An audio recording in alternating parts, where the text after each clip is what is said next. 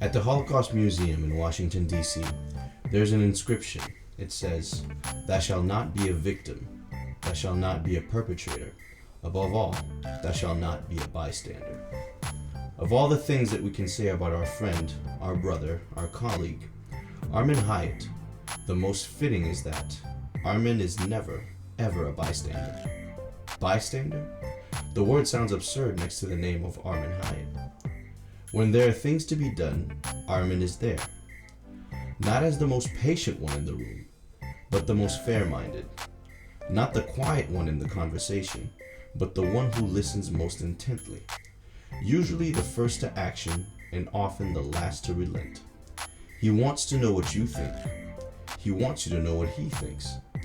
If he comes at you hard, it's because he takes you, at the moment, seriously. D.H. Lawrence had Armand Hyatt in mind when he said this: "Be still when you have nothing to say, but when genuine passion moves you, say what you've got to say, and say it hot." But where does it come from? The dedication, the generosity, the sense of justice, of fairness. He is the oldest of 7 siblings and part of a large, loving, and supportive extended family of uncles, aunts, and cousins, a family where every voice is valued and heard. He has a dad who practiced law for 53 years, giving every single client the same warm respect and the same level of excellence. He was drawn to the law by this example, and by his love of language and of justice. He learned from years of playing and coaching that there have to be rules to keep the games fair when things get hot. For over 25 years, he has dedicated himself to organizations and families in Lawrence and the Merrimack Valley. That's over 10,000 days of showing up every day to help make a difference. In that time, Armand has donated well over $1 million of pro bono legal services to help people in organizations of Lawrence, an average of $120 per day, every day for 25 years. That doesn't count his non-legal volunteer work, the Spigot River cleanups, the Cursillo retreats at St. Basil's, his commitment to coaching youth soccer, softball, baseball, and of course basketball, his commitment as big brother in the endless hours of simple Armand Hyatt generosity, of stopping what he is doing to counsel someone, solve a problem, to step in and do whatever it takes in that moment to get a job done. By being where it counts, when it counts, by being a part of the solution. If you spent any time with Armand, you know a few things about him. Like a good blues man, he hates to get up early in the morning, and the only other thing he hates in the world is wearing shoes.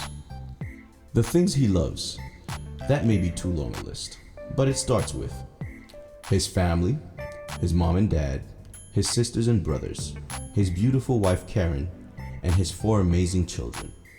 With all that he gives to his community, he is first and foremost a dad. You will never have a conversation with Armand when he doesn't mention one or all of his kids. Surfing at Hampton Beach, volunteering at St. Basil's or in church, coaching and playing basketball, his jamming on his harmonica, relishing his 4 daily cups of real coffee. These are all his loves. He loves words. He loves what they can do in a legal brief and in a poem. He'll talk to you like a poet and like a longshoreman, sometimes all in the same sentence.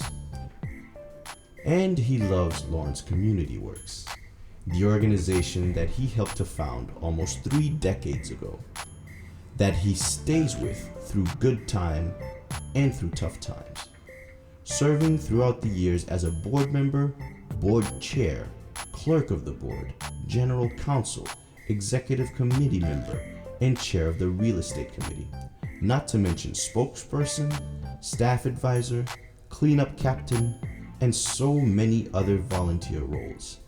As a committed and aggressive attorney, Armand has been at the center of every real estate deal that Lawrence Community Works has been a part of, from the Union and Mechanic Block to the recent acquisitions of the Southwick and Duck Mill properties. Lawrence Community Works would not be one of the premier CDCs in the state and the region if it weren't for the dedication and commitment and skill of attorney Armand Hyatt. Armand would be the first to say that this tribute is too much.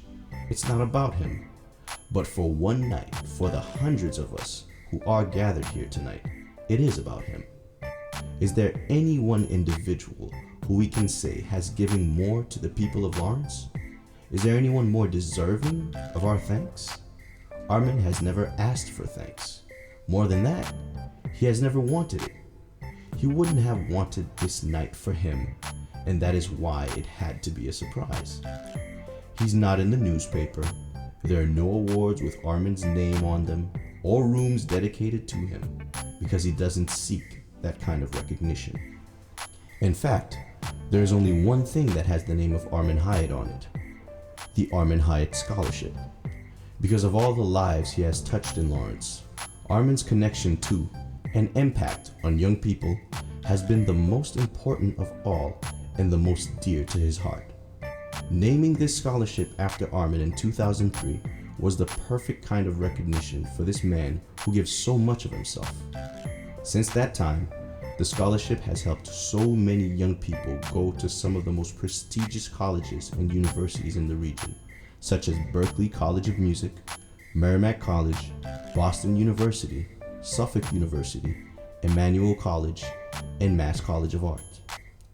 Tonight, we honor Armand Hyatt, our friend, colleague, and confidant, advisor to hundreds of families, and a tireless worker for justice and progress. A true original, poet, athlete, musician, theater producer, attorney, family man, man of faith. A man passionately devoted to his convictions and to his commitments, a man of action. No bystander is Armand Hyatt. In fact, for us, he is that best of all men, a real-life action hero.